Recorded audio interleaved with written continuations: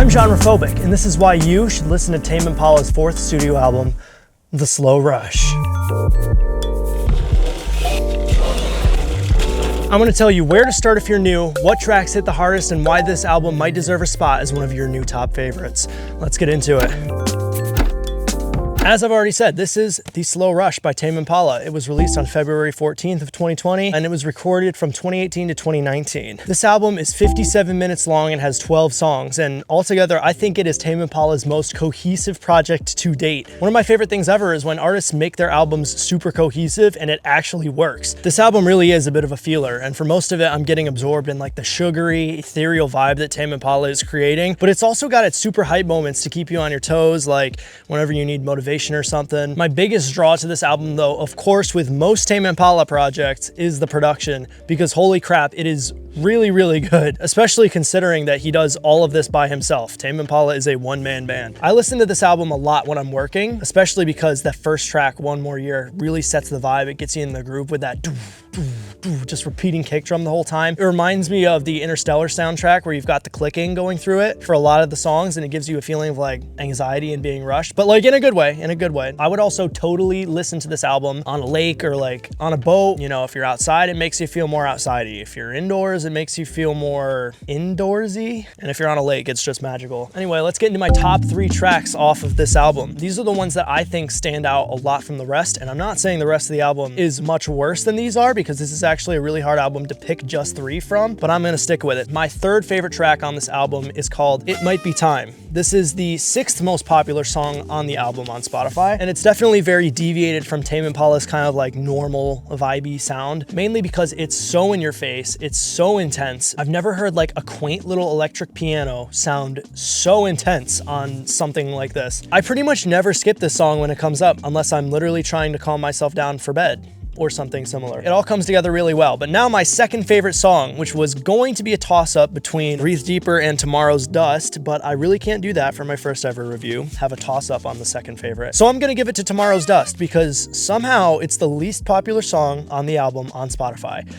This baffles me. I do not get it. It's less popular than Glimmer, which is pretty much just an interlude with some vocal trails. Maybe that one got playlisted the heck out of it. I don't know. Either way, I think this song is the perfect example of the mellower moments that this album has to offer. When it gets to the busier parts though, the song makes me feel like Miles Morales when he backflips off of the Empire State Building or whatever. It makes me feel like I'm doing everything I've ever wanted to at the same time. And so I'm so curious what your guys' opinion on this is, because it's apparently the least popular. So leave your opinions in the comments, please. I need to know. And finally, my favorite track on this album is going to Borderline. And yes, this is the hit single, but it really deserves to be the hit single. I listen to this John on repeat, like when I'm working out, at work, at home, on flights, like you name it. If I get stopped by a TikToker on the street and they're like doing those interviews like, oh, what are you listening to?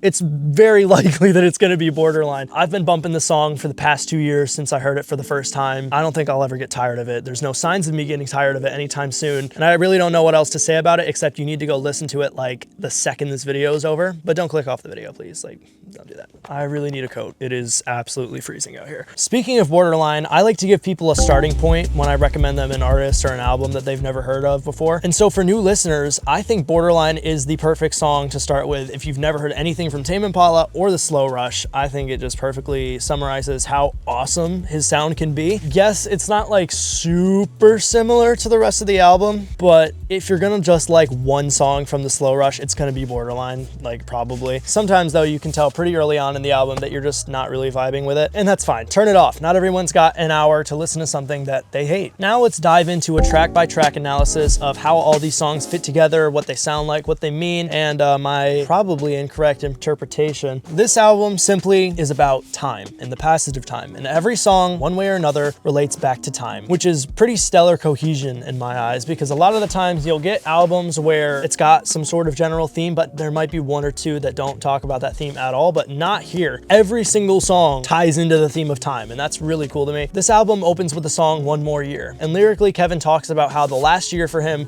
went pretty much exactly how he wanted to, but now all of a sudden he's getting sick of going through the motions and he's feeling pressure to change something that's not named. And so he literally proposes a solution to this problem to his girlfriend at the time. Why don't they just stay exactly the same, but only for one more year? They put a time limit on their laziness, their procrastination, not getting the right amount of sleep, all this random stuff that he mentions, and they just enjoy it for one more year. And then they lock in. Moving on to the second song, Instant Destiny. Personally, I don't think the chorus of this song really hits hard enough to justify it opening the song and pretty much opening the album. And I mainly mean with the melody. I'm just not a big fan of the melody. The production hits pretty hard though, as always, at least for the first half of the song. The second half I really like. It gets into like some dreamy little arpeggiators and synths and everything, and everyone loves some of that every once in a while. Lyrically, Kevin has gone from wanting to do the exact same thing for one more year to doing something crazy and permanent. Like he mentions getting a tattoo, buying a home, or getting married with his girlfriend, which actually makes me think that he wrote the song pretty early on, considering that him and his girlfriend got married in 2019, which is right about when he was finishing this album up. I think that's actually pretty cool to be able to figure out. Moving on to the third track, Borderline. This is a banger. As I've already said, this is a banger. I heard this song, I think, one time in 2020, but then the second time I ever listened to it 2 years later, everything still felt so familiar. That's how catchy this song is. Just hearing it one time, I remembered it 2 whole years later. The verses in the chorus are super catchy. The bass line just like perfectly dances around the drum groove, and overall it's just ethereal experience. Lyrically, it's a little tough to tell exactly what he's talking about, except for feeling like he's on the borderline of something, also while watching the time go by faster than he can handle. But there is that time theme again. Moving on to track 4, Posthumous Forgiveness. This is actually a pretty tragic song. I think it's a good follow-up for Borderline, considering that they both express a lot of like anxiety and uncertainty for Kevin. He talks about forgiving his father for lying to him and his family long after his father has already passed away. He mentions how he looked up to his dad as a hero before he figured out about the lying, and how his dad never apologized for anything, even on his deathbed. After the little beat switch in the song though, Kevin's actually able to forgive him posthumously, like the song suggests. He also talks about how much he wishes his father were still alive so he could like show him his songs and things like that, and that's just...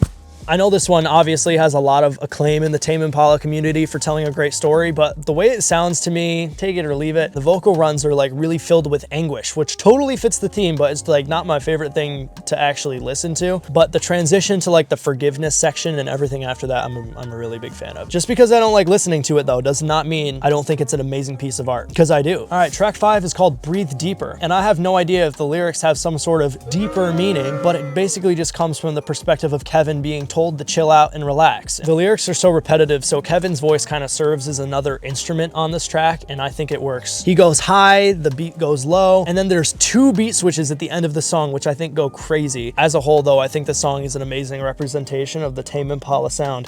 Up next is Tomorrow's Dust, the one I picked for my second favorite on the album. When it gets to the chorus of the song, oh my gosh, it takes me to the summer and the winter, it takes me to the winter and the summer, it takes me to the fall and the spring, just whatever, like grass is greener on the other side, it takes me to the greener grass. The theme of the song kind of talks about being able to see the remnants of the future in the present already. My mouth is getting so frozen. So basically, while listening to it, it just gets me excited for all the stuff in the future. The last verse or whatever of the song is so good. It's like, sympathy for the fun. The last verse is also about like global warming or something, which I'm wondering if that was his main inspiration for the song. It kind of sounds like it. The song also has my favorite instrument he uses in the entire album, but it's like a super duper echoey synth bass. It's weird to put reverb and echo on a bass, but he does it and it works, of course. Moving to track 7, On Track. It's honestly a pretty simple song. The lyrics talk about how Kevin is getting beat down by life a little bit. He's got a bit of self-doubt. After thinking about it for a little bit, he realizes that he's still on a pretty decent track in life and stuff is beating him down, but he's picking himself back up. A lot of longer songs I've heard similar to this will start super quiet and then get really, really freakishly loud at the end, but he keeps it pretty tame at the high parts.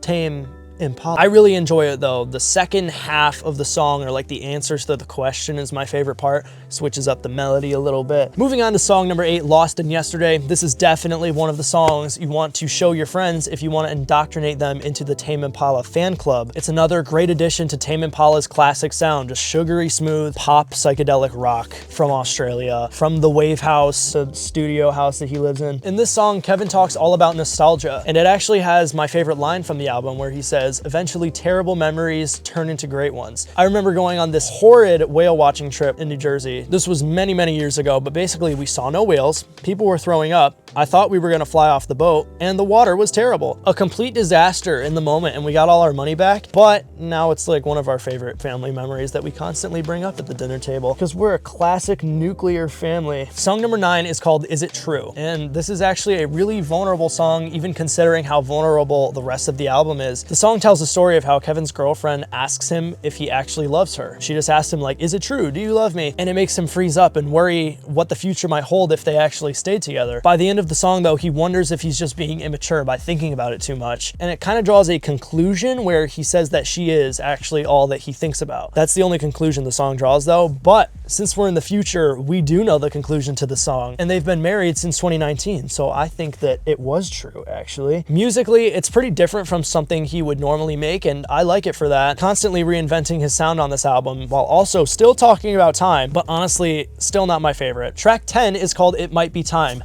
Also reinvents Tame Impala's sound, also talks about time, but does it all like way better than Is It True in my opinion. I've never heard a quaint little electric piano fit so well in the midst of some just crazy booming, crashing noises and stuff. It still works, it's not like in your face like screamo, but it is kind of intense. The chorus is entertaining, the slow parts aren't boring, and it ends on a really big high, like I think I already said. Lyrically, Kevin talks about feeling like time is going by too quickly, and I think each song on this album are supposed to be spaced out through the one more year that he talks about. And so as it's approaching the end of the year, maybe in like November or something, he's feeling another sense of pressure. But anyway, really my only critique of the song is that it might be like a touch long because it is so in your face. The second to last song on this album is called Glimmer, and this is the one that barely beat Tomorrow's Dust by streams.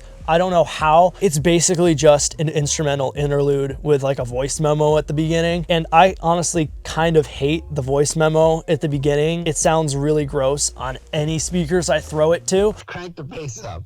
And it's like, no, not really. And I don't even know how the voice memo relates to anything the album's talking about. It's like just a goofy voice memo of his friend talking about EQing the bass in a song. It's weird considering that this song has like no bass. There's a kick, but there's not really anything else. He might be talking about It Might Be Time, the previous song, because it's, like I said, very punchy, but that's literally my best guess. Moving on to the final song on this album, One More Hour. This was so close to being one of my favorite Tame Impala songs, but my big issue with it is that at 1 minute and 30 seconds, the whole song kind of fades away and devolves into a little piano lick for the next minute and a half. There's some vocals and other stuff sprinkled on top of it every once in a while, but for the most part, it's just complete silence and a piano. I can see why you might enjoy something like that where it's like a super duper duper calm moment, but to me it gets a little bit boring. And by the time it gets to all the other instruments coming in, I'm always like, finally. But those instruments fade away again and it goes back to the piano thing, but just with like a little more reverb. So I don't like those parts, but the rest of the song I'm a huge fan of. Like I said, this probably would be one of my favorite Tame Impala songs if it didn't have that little section. The last chorus, or whatever you'd call it, is such a nice conclusion to the whole album. It's got everything swelling and it slowly fades out as Kevin talks to himself about something. I think he's talking to himself, like giving himself a pep talk. It's kind of what it sounds like, but I'm also really cold right now and I think I'm misremembering because I don't have any notes on this. Overall though, it's another super vulnerable song from Mr. Impala. It's like he's admitting to whoever he's talking to that everything he's done, I'm assuming in relation to music, has been for the fame and for the fun, but he draws the line. He draws the line at doing it for money. He does not do it for money. That's what he says here basically. It's just for the fame. Now that we've gone over all the songs, let's take a tiny little dive into the production and writing. I really don't think you can talk to a Tame Impala fan without them, one, asking you if you knew it was just one guy, or two, raving about his production, because it really is just that good, especially considering it's just one guy. But look, 2 Tame Impalas. I knew it was more than one guy. I knew it. There's no way it could have just been one dude. It's a bad joke right there. No writers, no producers, no mixers, well, there were on his first 2. And then you take into account that he's known for the production quality. Like he just spits this out from the noggin and people love it. It's really good. So many live instruments, but so many really cool synths that he actually purchases in person. There's not a ton of like Logic plugins or anything here. They're all real synthesizers that he uses. When it comes to the songwriting, I think Tame Impala perfectly balances the line between being literal and then being vague and metaphoric. There's just enough language for you to understand what he's talking about, but also enough to kind of keep you guessing, make you have to think about it a little bit. I'm not saying I think Kevin wrote this to be relatable, and I don't think a lot of artists really should write specifically to be relatable unless that's what you're really going for. Rambo, stop. There's a little dog down the cliff. It does sound like screaming a little bit, a little concerning. Now I'm gonna give this album my stamp of approval. More info on the stamps of approval. My mouth is so cold. I am frozen right now. I'm frozen solid. I'm sorry. More info on the stamps of approval will be in the description, but I am going to give the Slow Rush the endless skin stamp of approval. This is the second best stamp I can give an album on this channel. I think it's amazing. I listen to a lot of the songs on it outside of just the album, but I also listen to the album in its entirety quite a bit. I just like it that much. I've kept coming back to it for the past 2.5 years, and I don't think I'm gonna get tired of it anytime soon. What I don't want to happen is in the future, I listen to it so much when I have children that they're gonna get sick and tired of hearing it, and then in the future, they're not gonna like it because of how many times they've heard it. Because I feel that way about certain albums, like my parents listened to Ghost Stories by Coldplay all the time, and now I can't listen to it without remembering what it was like to be a clueless child. Either way, this album is definitely not perfect, but I think it's absolutely worth a listen if you're looking for something new, and so that's why it's earned the stamp that it's got. My mission is to offer you some of the best carefully selected artists and albums that I found on my music listening journey so that you can have a good starting point and you can find a lot of cool stuff. I had more jokes lined up, but it's so cold that I'm gonna wrap this up. Tame Impala has a lot of albums. Let me know which one hits hardest for you in the comments, and as always, I'll see you next Saturday.